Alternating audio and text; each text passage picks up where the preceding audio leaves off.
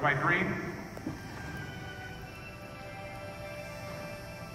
I might have Amy come up here real quick and pull this back in. That's what I was building. Or bring me an alternative microphone so I can hold it by the computer, please. That's my bad choice.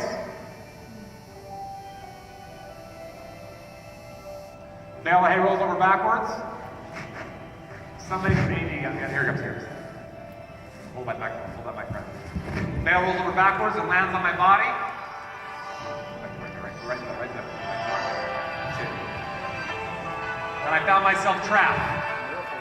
If you want to know what that feels like, leave here and not talk to your kids about texting while driving, drugs and alcohol, sex, violence, gangs, things they see in their schools. Someone's going to get trapped and you're not going to like that very much. Or better yet, don't act on the possibilities that have been given to you right in front of your face today prior to me ever getting here. You're going to rob other people from their potential.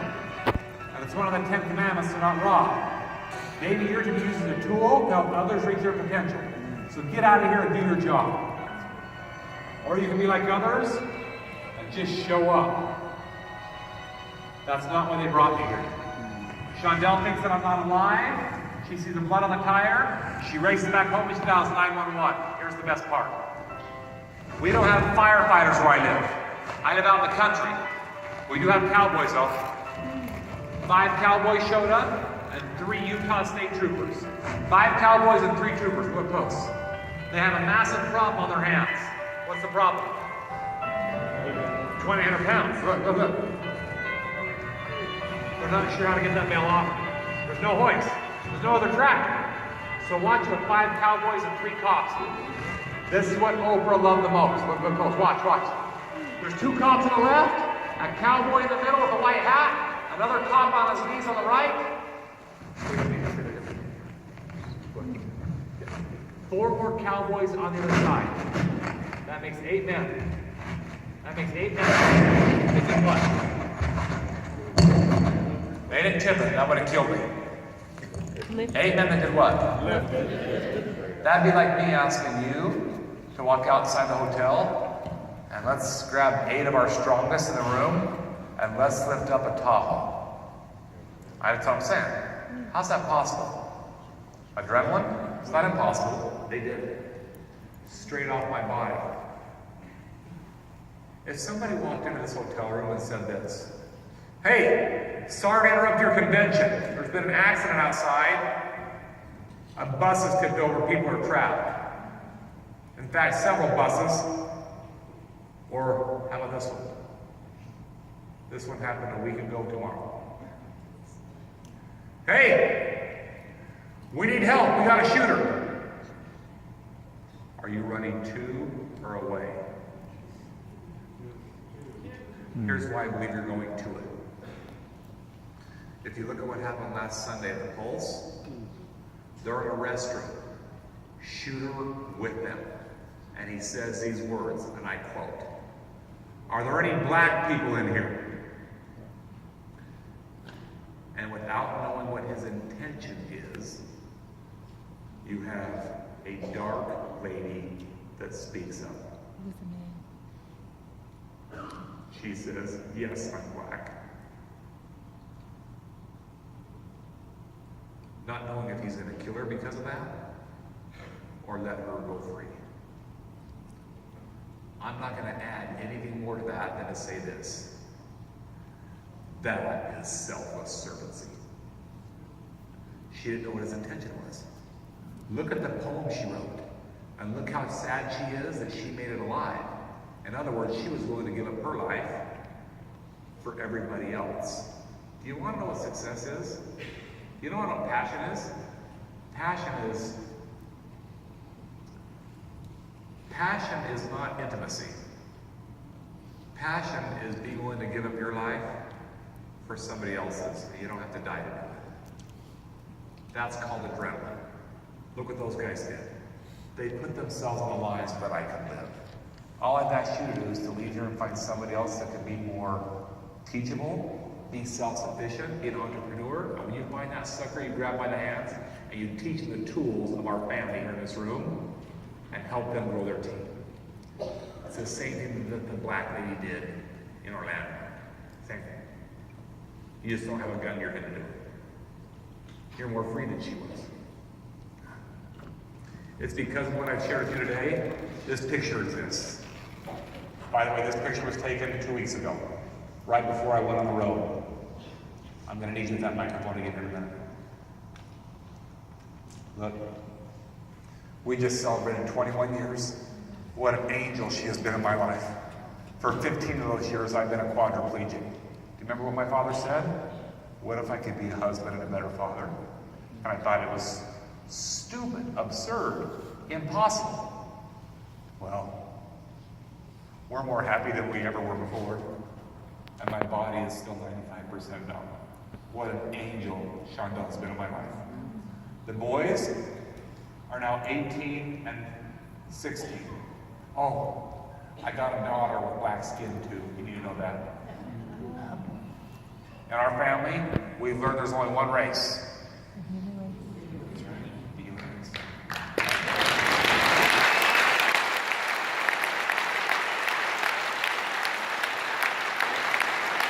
And we're expecting, no, not the popsicle stick. We're expecting our fourth child, a 6-year-old little boy from Ethiopia. We should have him in the next 60 days.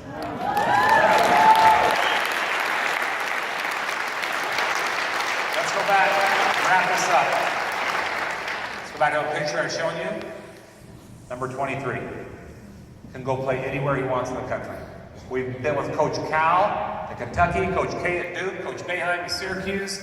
Been to, Notre Dame is awesome. I'm not even Catholic. And I love Notre Dame. Their locker room rocks. A lot of symbolism in Notre Dame. And I love their high standards and their values. We've been to USC, we've been to Gonzaga, we've been to University of Utah, Brigham Young, we've been everywhere. And this kid can go play wherever he wants, and he's not the highest scorer on his team, he's the 3rd highest scorer. Now that doesn't make sense to some people in this room. The other 2 kids that score more points than him, they don't have scholarships. How is it that any coach in the country wants him to go play, and he's not the highest scorer on the team? What's going on? Leader. Attitude, heart. So I heard it. Sacrifice. Assist. Come sit. Who's that assist? Come here. Just come help me out. Come right on stage. Tell me your names. Nick, it'd be an honor to shake your hand. Can you get a mic? Can Nick borrow that? Here's your 7th and final one today. Here it is.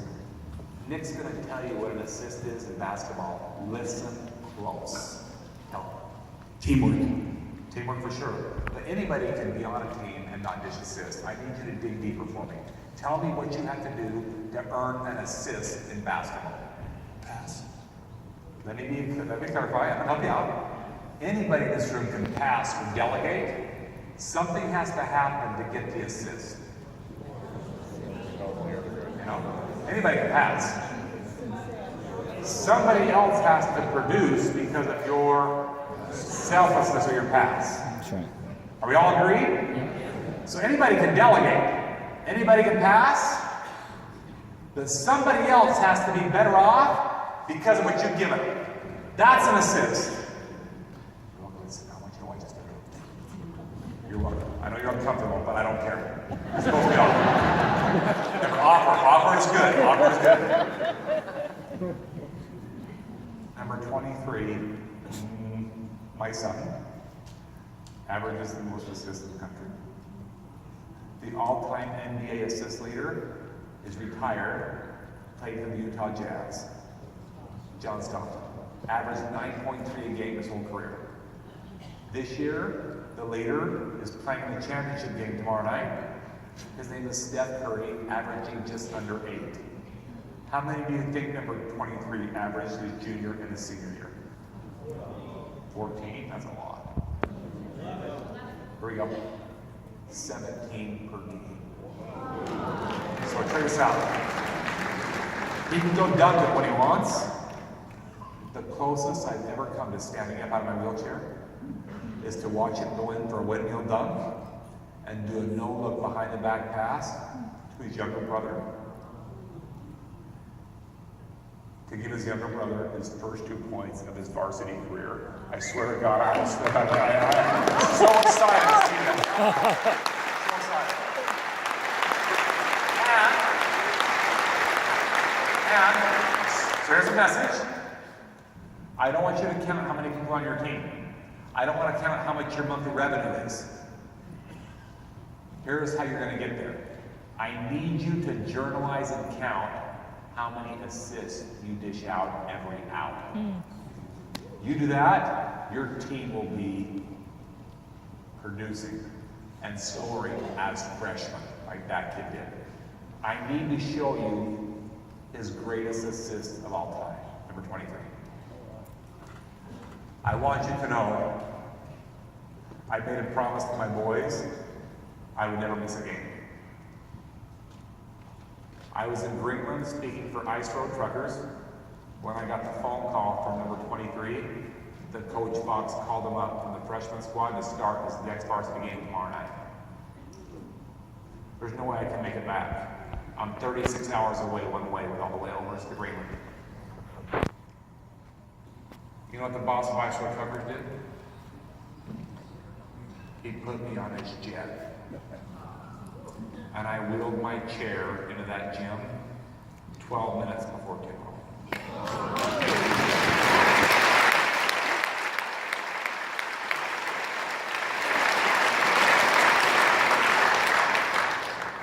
And when that kid saw me wheel my chair in, tired, scarf on, my body worn out after being on a plane for 30 hours, or not even 20 hours on a jet, when that kid saw me, there for his first varsity start as a freshman. He threw down a dunk, and then he did something I've never ever seen done, and I consider it his greatest assist of all time. Let's stop. Somebody recorded it on their cell phone and put it on YouTube. Like some of you are going to put that feeling thing on YouTube tonight that I said about my wife. They put it on YouTube. I didn't know about it. All I know is after watching the game, the next day, I got back on a plane to fly back to Greenland and finish my work at Ice Road Truckers. And I got a call from my office. Some lady by the name of Ellen wanted to talk to me.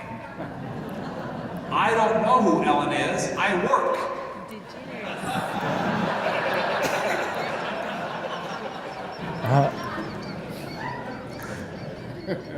Ellen DeGeneres is one of the most generous people I've ever met in my life. She is. Oh. She was the first one to interview me. Then Steve Harvey, Rachel Ray, The Today Show, and I want to show you what Good Morning America did. They actually came out to our ranch and interviewed our family. And this is Good Morning America. I'm going to need sound. In fact, I might need to unplug this so they can. This is the sound from my computer. Can you just unplug that jack? And let's make sure. So you have to plug it back in that port. And let's just try it. And if it doesn't work, I'll just have to open mic. Let's try it one more time. Let's try it. So here we go. I got to show them. Here it is. Brooke Walker, Good Morning America. Check this out. A few weeks ago, a video was posted on YouTube that gave me major goosebumps. It shows the pregame warm-up of the Tranont High School basketball team and focuses in on one player in particular, sophomore Ace Hymas. In a touching moment at the end, there he is. You're going to see Ace here break away from the team huddle. I wheeled into the gym. I got my scarf on. There on the sidelines in a wheelchair. I just heard his name announced. First game ever as a freshman. The team high fives, the team celebration. He comes clear over to my wheelchair and he drops. This race has been seen thousands of times now. His greatest assist of all time right there. Watch. I'll never forget how I felt that day ever.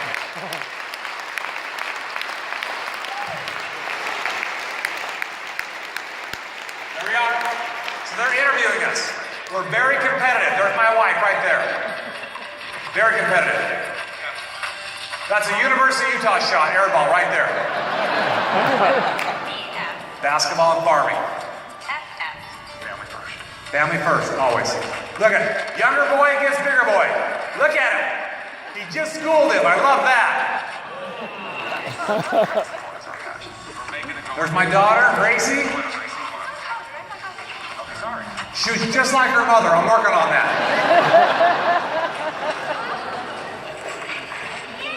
I'd like to say that my boys got their basketball skills from me. Not even close. There we are, a couple of weeks before the accident. Here we are a few years later. We got the Gracie girl from another country. Always wanted to raise an elk. I'm trying to help you with the sound a little bit. Both boys together with the tractor. They took over my dream when I broke my neck. They've been running it since they were 3 and 1. Love those boys. They get up at 4:30 every morning on a school day and go feed 600 head of elk. Love that. But it's different from what Chad and Chantel imagined when they built their ranch in Tranont County 13 years ago. Here it is. I made a mistake. On April 12, 2001, Chad went up to feed the elk before hurrying home for a game of ball with his boys. That's when I took issue with that night. My tractor was low on hydraulic fluid. I chose not to fix it because I wanted to get home to play these kids. Out in the field, 2,000 pounds of hay came crushing down on top of Chad. The only thing that I could do was blink my eyes. I couldn't talk. I had a hard time breathing. I simply sat on the tractor and focused on breathing and knew that she would come if I could keep breathing. And when we drove up there and I did see the tractor with the bale hay on top of it, that's when, suddenly it flashes before you how dangerous, this really is, this occupation. Chad broke 3 of 7 vertebrae. Same boy. Losing most use of all 4 limbs. That changed life, and that I wondered if I could have a dream. I wondered if I could have a dream. Maybe some of you are wondering the same thing. I wonder if I'd still be married. I wonder if I could be a coach. I wondered everything. Death almost seemed better. And she gave me hope. It's amazing what you hold sacred in your life. When you lose it. It's amazing when you hold sacred when you lose it. That's why this is special. This kid gave me renewed hope. And that's why this simple video on He does it every single game to remind me what I can accomplish. I watched it. Now you know why I can't miss a game. And I will not miss one college game. I guarantee you I will not miss one. Before every game he comes over and he fulfills a need, a fear, and a victory for me. He honors me as his father, he makes me feel needed, and I will be baseline in every single game because of how he makes me feel. I have to be there. When I know that I can feel the love, I can feel the care. Listen to him. That kid is the father, not me. his dad. It's how this tradition started. There I am, right there, base course. First game starting varsity as a freshman. First game starting varsity freshman, I was in Greenland for work. The news, he flew all night. I flew all night to get home for the game. And arrived at my river 12 minutes before the game. Arrived 12 minutes before tip-off. This kid comes over and drops and gives me a hug for making the game. It was an honor to watch. I lost and I started yelling, hey, I'm here, I made it, I'm here. He's the role model. He's calling me his role model. Nothing can be further from the truth. I am a mentee to him. For me to see a video like that because I know what a great thing that is. Finally. I never did lose my boy. I haven't lost my marriage. She's still by my side.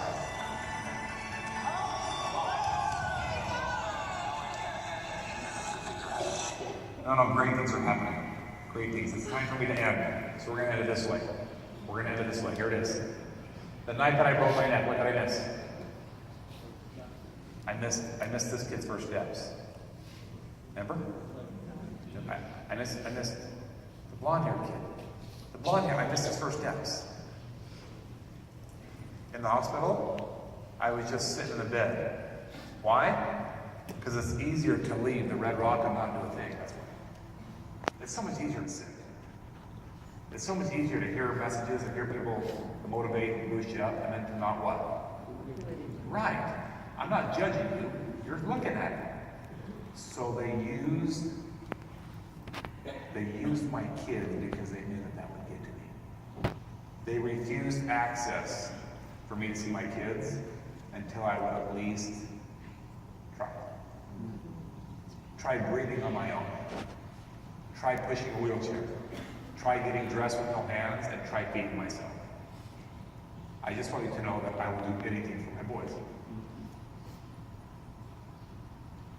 Last year, I met a man by the name of David Archuleta, Grammy Award-winning songwriter and singer, and he put the life footage in the hospital to his newest release.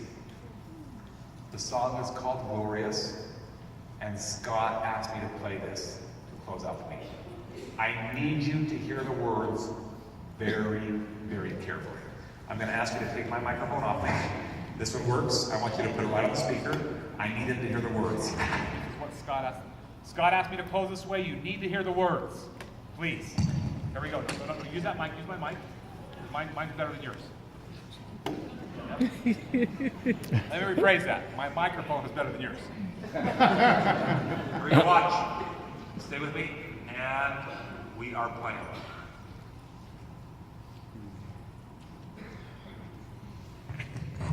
Why don't I hear sound?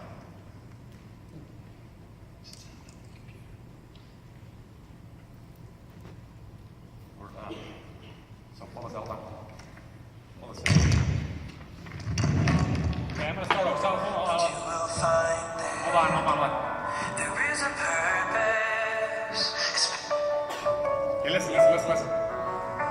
She's waiting for me to wake up. She's waiting.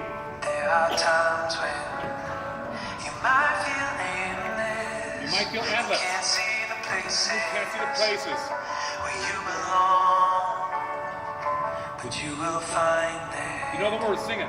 There is a purpose. It's been there within you all along. And when you're Until we see my purpose, you what I could do if I was just get out of bed. it's like a symphony. So we started off with the little things. Half a pound each side. It's the little things that make the biggest difference. What happened to our sound?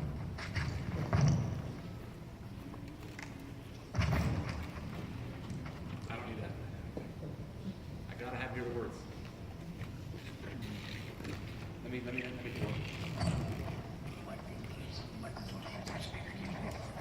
Oh, the cigarettes. I got it. To let it ring out as you discover That's my therapist. who you are. He's a little cocky. Start to wake up. Look, here it is. Same two boys. There's my reward. That's walking across the stage for me right there. That's it. Look at him race up and hug me. That shouldn't surprise any of you in this room.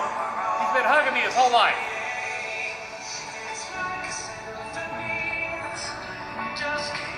Look at that. Dad, I got you covered. I'm going to put your shoes on for the rest of your life, Dad. Dad, give me your hand. I'm going to put your shirt on. Dad, stop saying swear words. Just say thank you. That's what he's saying. That's right. Look at his face. Look at that. Look. It never was about me. It was about them. And I was robbing them. Do not rob other people by walking out of here and staying stagnant. Don't rob other people.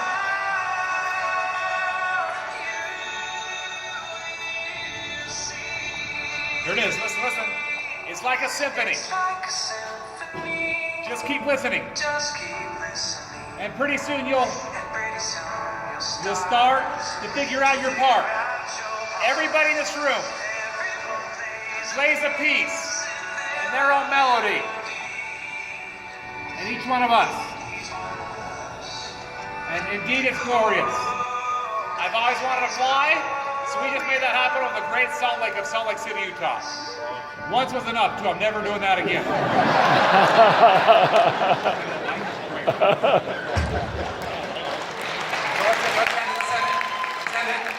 Are my dreams going to be true, yes or no? Yes. Okay, listen. 1 second. Not in spite of what I believe, but because of it. So I want to end it this way. What do you believe about being here in this session at the Red Rock? And everything that we've talked about, from the cell phone, to taking the eye out and changing habits, to going out and proactively serving others without being asked, to the African American lady in Orlando last week who was willing to take a hit for anybody in that bathroom.